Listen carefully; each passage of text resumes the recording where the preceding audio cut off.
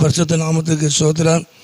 இன்றைய தினத்துக்கான தேவனுடைய வார்த்தையானது சங்கீதம் 41 சங்கீதம் அந்த 11வது வசனத்தை நாம் பார்க்கும் பொழுது, என் சத்துரு என்மேல் ஜெயம் கொள்ளாததினால் நீர் என்மேல் பிரியமாய் இருக்கிற என்று அறிவேன்.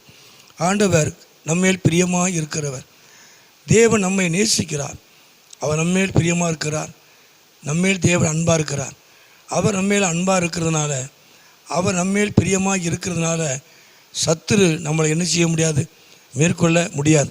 அந்த வசனத்தினுடைய என் சத்துரு, என்னுடைய சத்துரு என்மேல் ஜெயம் கொள்ளாததினால, என்னுடைய சத்துரு என்னை மேற்கொள்ளாததினால என் தேவன் என்னிடத்தில் பிரியமாக இருக்கிறார்.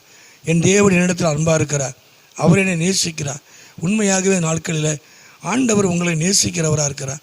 அவர் உங்களிடத்தில் அன்பு கூறுகிற ஒரு நல்ல தேவன். அவர் உங்கள் மேல் பிரியப்படுகிற ஒரு நல்ல தேவன்.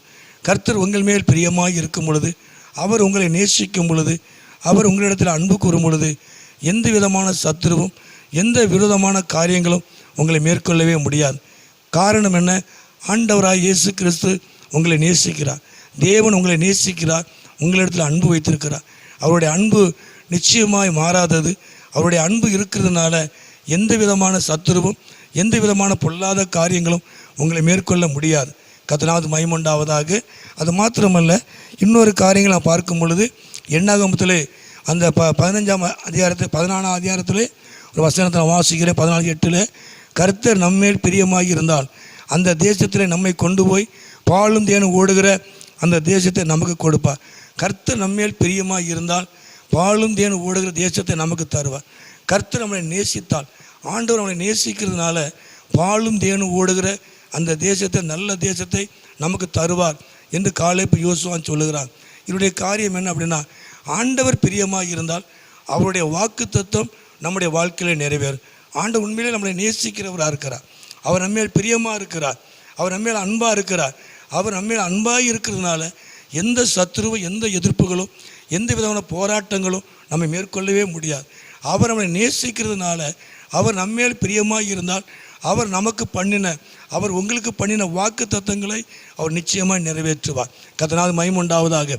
ஆனால் ஆண்டவர் உங்கள் மேல் பிரியமாக இருக்கணும். ஆண்டவர் உங்களை நேசிக்கணும். கர்த்தருக்கு மகிமை உண்டாவதாக. அல்லேலூயா. ஆனால் ஆண்டவர் நேசிக்கிறார். அவர் உங்கள் மேல் அன்பு வைத்திருக்கிறார்.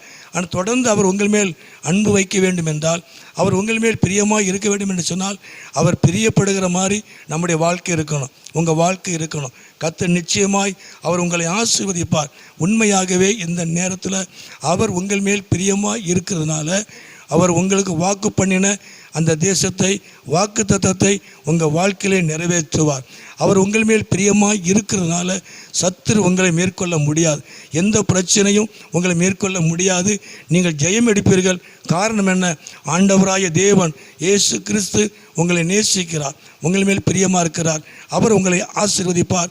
வாக்கு தத்தங்களை நிறைவேற்றுவார். ஜெபம் பண்ணுவோமா? எங்களை அதிகமாக நேசிக்கிற நல்ல பிதாவே, அருமையான ஆண்டவரே, இந்த நேரத்துக்காக ஸ்தோத்திரம். இந்த சத்தத்தை கேட்டுக்கொண்டிருக்கிற ஒவ்வொரு பிள்ளைகளையும் குடும்பங்களையும் என் ஆண்டவர் ஆசீர்வதித்து நம்முடைய நாமத்தை மகிமைப்படுத்தும். மகிமையான காரியங்களை செய்யும். இயேசுவின் நாமத்தை ஜெபிக்கிறோம் நல்ல பிதாவே. ஆமேன், ஆமேன்.